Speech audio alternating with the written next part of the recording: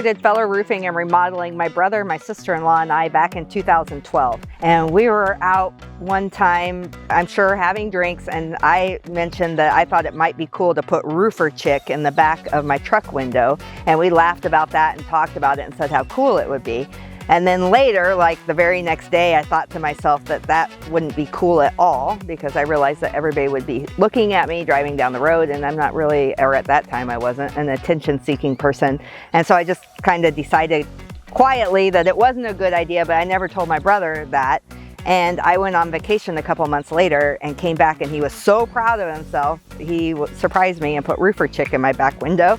And so I just kind of like pretended like I loved it and rolled with it. It took a while to get used to. I was super self-conscious, but then I became known around town, especially in New Braunfels, as the roofer chick. But we were Feller Roofing and Remodeling, and then we split the company, and I became Feller Roofing of New Braunfels, but always this roofer chick. And so we decided to develop, I call her Lucy, our character, the superhero, and so that became part of the Feller Roofing brand. So it was a slow transition, and I didn't really want to be Feller Roofing. I had to make that decision in a very short time frame. I had about 10 days to get licensed, my LLC formed, and insurance and all of that.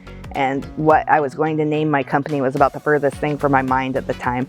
And so as time went by and I had more time to think about it, it more represented who I am and what drives me. I mean, I don't want exclusively women in the industry, but I'm very passionate about showing women that they can work in this industry and how great it is. So I went into a Facebook moms group that I'm a part of. I love it. It's Moms in New Braunfels Uncensored. And I said, hey, I'm thinking about maybe rebranding my company to Roofer Chicks, and do y'all think that's stupid or suicidal, or what do you think? And they got so excited about it, and so that gave me the courage. I had some naysayers, some people who were really important in my life who thought that it was crazy and that I shouldn't do it, and so I did have a lot of doubt about it, but I guess most people, when they do things that are really cutting edge or different, you do have naysayers, and just decided to go forward with it.